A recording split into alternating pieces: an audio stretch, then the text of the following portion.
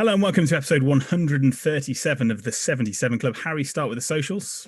The Wall 77 Club on Facebook and Instagram, at 77 Club Podcast on Twitter, iTunes, Spotify, YouTube. Please subscribe and review. Dan Bayliss is here. Hello, Wolves fans. Jack Williams. Hello, Wolves fans.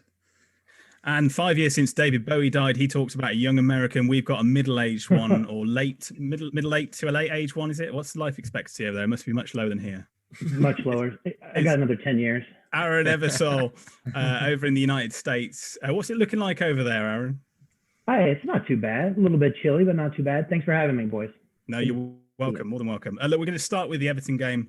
I know nobody wants to particularly talk about it, but we have just recorded the away perspective, and now I feel much more confident going forward. Harry, let's start with Everton.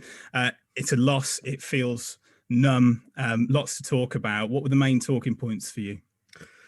Well, the main talking point was Adama being injured from the start. Seeing Gibbs White in the team, I was like, wow, like what's going to happen here? My confidence just dropped instantly. I just didn't fancy us. But after going 1-0 down, I was thinking, that's it. They're just going to go on and cruise control, beat us. But we really responded well and obviously got the goal, had a lot of chances. For some weird reason, Fabio Silva was on the left and Gibbs White was like playing in the middle, which I had no idea why. And second half was just woeful, wasn't it? I like the way we responded, but then the second half was woeful. And two naive mistakes defensively cost us the result. And then it was meltdown on social media yet again. Bayliss, what did you think of that starting 11 when you saw it? Because, I mean, we just were like, what is going on? Obviously, not knowing about Adama until before the game was strange. He's obviously sticking with Silva, which that's his decision.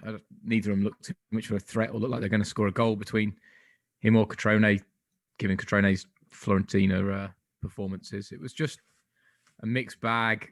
You could feel that Wolves were going to have to fight for it. I thought we had a good 35 minutes. And that was it. We didn't turn up for the first 10. We were superb until half time. And then second half, lost the plot. Didn't even look in the game.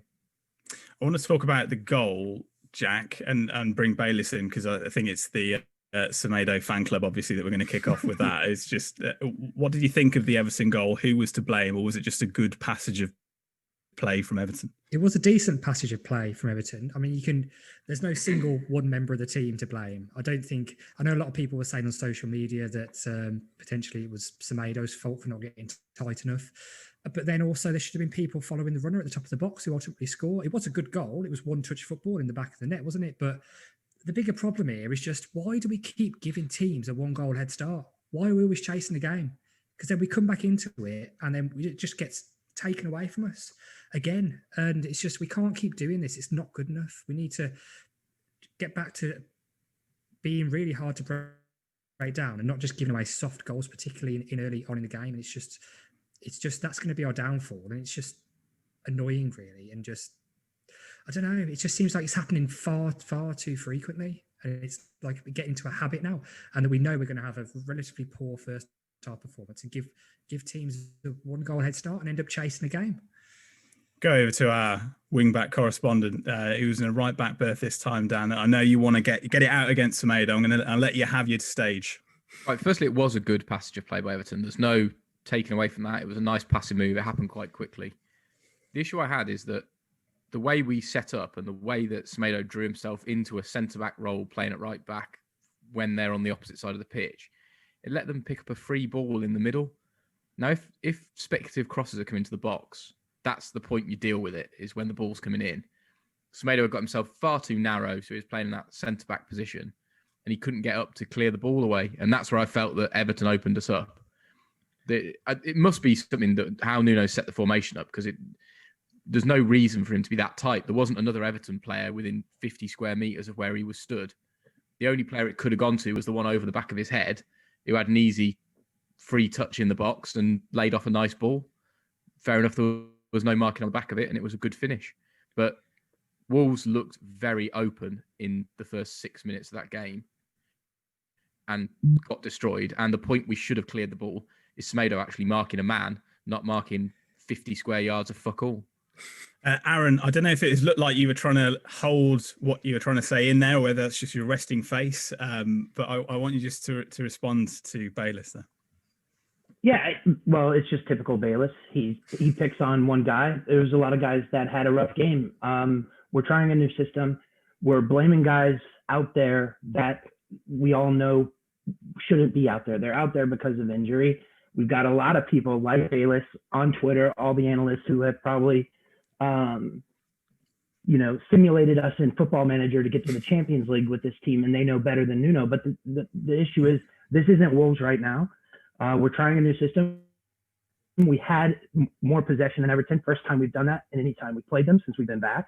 We had some good passages to play. We've got guys out there that aren't supposed to be out there. So the mistakes I expect, and I'm just waiting for the team to come back. But picking on one guy, that's just typical Bayless when there were plenty. But we of can only blame to analyze. around. We can only analyze what's in front of us, can't we? We can only talk about the game that happened. Yes, the injuries are bad. We've all spoken about that at length. Sure. It's clearly not a full strength Wolves team. Yeah, but you go after the same guy every time. we You have to saw be stakes yesterday. Yeah, but it's the same guy making the same mistakes. It's not. He had a decent Hold on. game, Dan. He had Yeah, a he decent He did game. have a and, decent game. And like, also, I kind of blame Neves and Dunker for not tracking Iwobi on that goal. I didn't even think of Semedo really until Bayless pointed out, and I looked at it and I was a bit like, that is really picking something out of nowhere just to try and blame Semedo. It's just for that how first no, goal. it's like just so how mad open you we are, fighted it. Harry. Yeah, but It's you're blaming so out- Semedo. You didn't mention like Neves Yeah, and then Dunker where's the picking up point? Iwobi for Where's the the first point goal. to clear the danger? Where's the point in that build-up of play to clear Stop the danger? switch of the ball when James Rodriguez Yeah. switched it. Why are we not tackling him you there? stop the Like switch. whoever's You playing stop the on switch other of the side ball when pitch. someone lumps one into the opposite side of the box. A good defender gets up and heads it away. But they played triangles round them on that side before they even got that pass away. It was all first And touch they were as well. chasing They pinged shadows. it out. Yeah, it was a great bit of passing. So yeah, Semedo so went we're saying that's Superman, good do you know what I football. mean? Like it's harsh to blame him for that first. You're not goal. listening. I mean, That's good football. That I'm not listening. one You're touch talking passing. shite. That's all. I'm not. I'm talking complete sense. Good one-touch football. The only bit that was loose was a big hooping ball into the box, and we've let a guy take it Big down. looping ball is a first great time pass in by eight- James Rodriguez. That is not a looping ball. That's a great pass. Yeah, and a bloke's been allowed to just pick his spot. but what's he supposed to A bloke's, do? a bloke's the ball has just sailed over Semedo's head by 10 foot. He's got nowhere else to be on He the needs pitch. to grow a He hasn't bit got then, to mark does he? anyone. He hasn't got to mark He anyone. grow 10 foot. Like, He had nothing else to do there. It's like the second goal again. The bloke was just stood in the box. He just sort of went, oh, yeah. But you can't be So blaming he's supposed Semedo for the do second that. one. It was blaming like Semedo for the second He's goal. just a nothing Come man. on. He's a Sace and nothing Eight man. Nori was stood by Keane. Semedo was nowhere near. There were three blokes. There were three players all on Keane.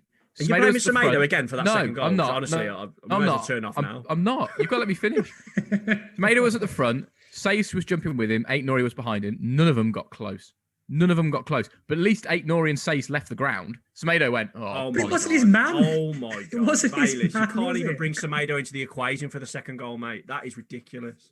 That is the ridiculous. bloke's mate. pap. The bloke's absolutely pap. No, you He just got can't an even agenda. control a ball. He can't even control the ball on a sideline. Behind- That was shockingly poor. I agree. But that Dingy, happens, doesn't it? Dingy is a Dingy. defender who had him on toast all night. I agree. He had a Honestly, very right, difficult night, behind Semedo. behind Neves and maybe Den Donker, I thought Semedo was probably like our third best player on the night overall.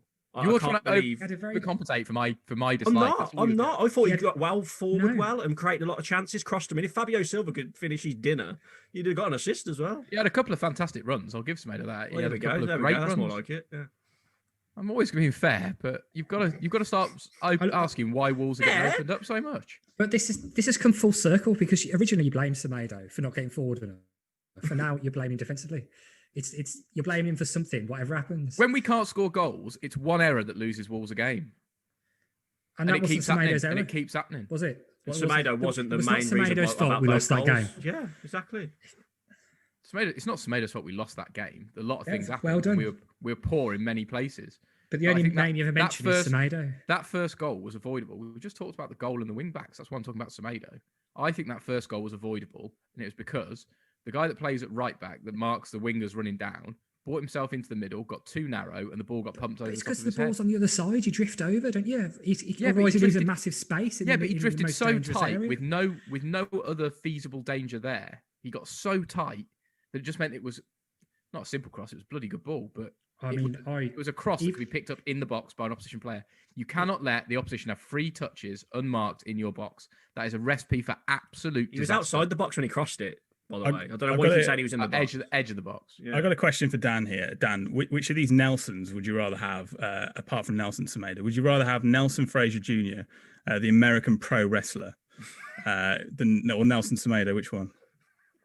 I'd rather have Nelson fucking Mandela. That was top of my list. There really aren't that many people. Nelson Rockefeller, the American businessman, would you have him over Nelson Semedo? I don't know of him. Nelson Cruz. I love a ratio, Nelson. Does that count? Of course you'd have him, wouldn't you? That's very Brexity. Dan, Nelson Semedo isn't the reason this team is 17th in goal scoring. No, And it's not. you want to point to one problem with, but you've picked on the same guy all season while we are the 17th goal scoring team in the league. And it's just. Yeah, I mean, we've talked more about Semedo. We're ignoring the fact that Morgan Gibbs-White was playing up front. I was going to say that. Can we just like think about that for a minute? Harry, we're talking about square pegs, round holes, people that aren't expected to be there. Aaron picked up on that point there. Is it helping Fabio Silva by him playing on the left? I've honestly, it absolutely baffled me. I didn't get it. Like when I seen it, I was like looking at the screen. I was rubbing my eyes. Like, am I really seeing that? Like, why is Morgan Gibbs-White for the middle? Why not have Fabio Silva at front and Gibbs-White in the hole behind him where he likes to play? That's his preferred position. That's where he's dangerous when he wants to be. So it's mad because Fabio Silva's confidence is absolutely shot. He took too long for Nuno to bring Catrone on. They scored the second, then he brought him on. It was too late. You know what I mean? So I'd probably play Catrone against the Albion coming up, which we'll get onto. And I do feel sorry for Fabio Silva, man. He's got a massive price tag on his head. He's not good enough at the moment. That's true to see. But the stick he gets, which we've been guilty of it, we've criticised him, is pretty harsh. He just looks really unconfident. And that chance he had where he like side-footed it straight down the middle, if it's a bit to the left, it goes bottom corner. There's things like that. And I don't know, man. I just feel sorry for him. And playing him out on the left is not going to help him. We know that when Wolves put out the graphic of the team, that the team as it is in that formation isn't the one that Nuno's playing. But we were all trying to work out where each player was playing, and I can't work out where they were. So the back four, that kind of actually does speak for itself. But Jack, if we look at Dendoncker, Neves, Moutinho, Gibbs-White, all you'd say probably central midfielders. Where do they fit in the pitch? What was Nuno's thinking around? I couldn't work it out either. And the thinking behind it is, oh, Gold, we've got a lot of injuries. How can we make this work somehow? Because I thought at first maybe Neto's playing behind Silva or something, but even that turned out to be wrong, and nobody really could quite work out the formation at all. And that's a worry, really, isn't it? It's a worry that we've got these players and we just haven't got the squad depth. The bench, again, is just looking like a joke, even though we've recalled players. And it's just, it's worrying leading into such a big game Saturday that we've now finally looking sort of threadbare, really. But playing players out of position, like Silva, who needs a goal or needs something. And I don't blame Silva for this, because you're saying about people who've been critical of him, and I'm starting to get quite critical of him, but I don't really blame him because wasn't expected to be starting every game. He's only 18 years old. He's just moved to a new country, new style of football. And the problem isn't him. The problem is the lack of squad depth and the small squads Nuno's been working with. And there has to be some blame there to thinking that we just get through a whole Premier League season, challenge for Europe, with one senior striker, and that's Jimenez. And now we've lost Jimenez and the supporting cast as well across the pitch. It's looking dire, and it's quite worrying, really. And Fabio Silva's getting a lot of stick, quite rightly so, because he is missing opportunities, but it's not all his fault. Bailey, let's bring you on there. I think you had something to say. No, I just wanted to sort of come off the back of that, because Jack's right in what he's saying. The amount of injuries is affecting it, and that's why I'm being so critical of certain senior players. Do you wish Semedo was injured? I'd rather have Raul Jimenez than Semedo, put it that way. But I think that's pretty obvious. There is a senior group of players that have to be held accountable, because you can't expect too much from the young kids. We have to give them their chance. It's not going to come straight away. We're going to have rough results. We're all happy with that. I am not. What makes a senior player, though? Because Nelson Semedo has come in this season. Would you count him as a senior player, having played under 20 games? I'm counting as a senior player the fact that I think he's won the Spanish League, the Copa del Rey. He's played in a European Championship. I think he's been to a World Cup. That's a pretty good criteria for a senior player. It's not bad for someone who's shit either, is it? I have no idea. How he's done that. Basically by wearing the badge of Barcelona, I think. So players like Neves, Cody, Patricio in goal, Dendoncker when he's fit, Matisse. They're the players that you have to look at their performance every week in depth and make sure they're doing their role correctly every time. One mistake from one of them is the end of our game, because the kids are going to make mistakes, and you have to accept that. Silva might not score goals. Silva might look lost on the pitch, but he'll get better. Whereas the senior players are someone that's got to do it consistently because they're in the prime of their career. They're probably not going to get better. They need to be good now. And Wolves have got to deal with that. And it's going to be an issue that probably haunts us now for the rest of the season without having some key names back. So you've got to be overly critical of those senior players, because without that, then it does start to look really dodgy.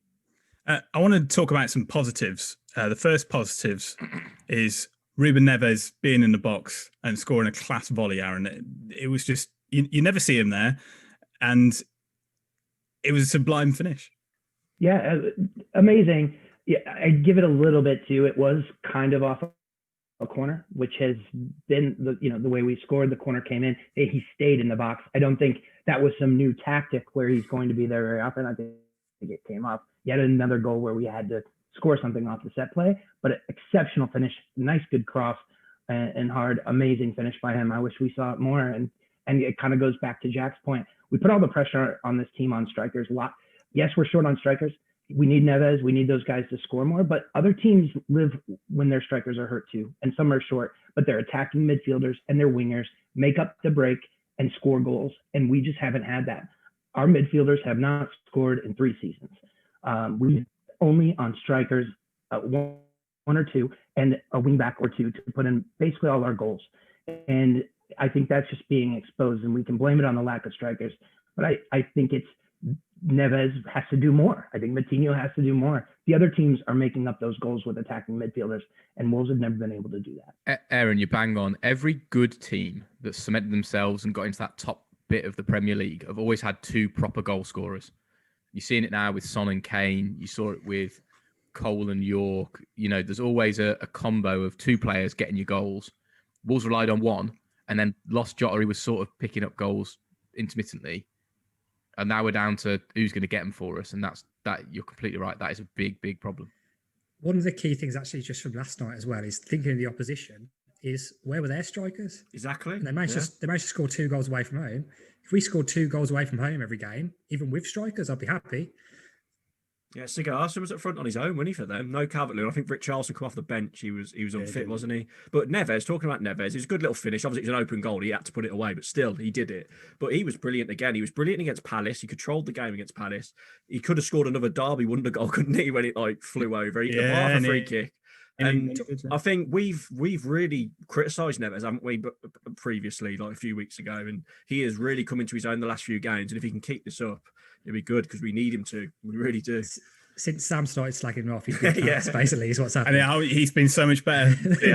So he clearly listens. But do you notice the weird thing though? He sort of started doing that Jimenez thing where Neves has been standing on the keeper for corners.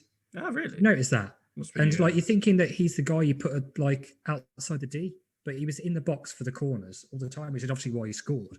But it just seems a bit weird. You think you'd put him at the top of the box, wouldn't you? Particularly when he seems to be now taking free kicks and stuff. But he's not the biggest. Bayliss, how good is Pedro Neto? Very. Jack, do you think we can keep? I think we're going to keep holding. That's the one thing you're saying is that I hope because we're being so poor this season, you're worried he might leave. Do you think that is the case? Some of his touches last night were just incredible, and he did seem the one player who was going to make things happen and didn't give up. I was so worried when he went down injured because you're just thinking, hang on, we're going to end up having to play the Albion for the first time in however many years it is, 5 or 6 years, with no wingers when we're known for how good our wingers Jack, are. I would say Ait-Nouri looked very good going forward. He had a bit of twinkle toes and beat a few in the players. first half. I think Ait-Nouri was very, very good in the first half, but then faded away a little bit. But he's definitely got something about him. He's just the first half reminded me of the game against Palace when he made his proper starting debut, and he's definitely got something about him. Yeah. Sadly, he's like a piss in the wind when he goes back when we're defending. That's the big issue. He's a bit of a mixed bag, isn't he? Yeah, but Harry, man of the match. Ruben Neves, mate, really good. He was everywhere. Bayliss, Semedo. I'll give it Ait-Nouri. Ait-Nouri, man of the match. Jack. It's definitely. To be honest, I was so annoyed. I was so angry. I didn't think about it after. So I haven't really You're looked just too at who I busy thought was watching like Semedo come back, weren't you, to watch anything at fault you could find.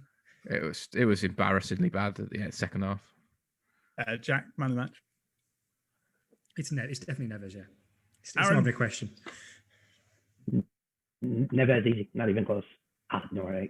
Bayless, you're killing me. I just don't want to be different, was it? There's no fun in a podcast where everyone goes, "Oh yeah, fucking Neves." You was do, great." you Well, do if it's right, yes. Yeah, if it's right, you say it, don't you? No, I was just trying to bring something different to it, but I won't in future. Silly boy.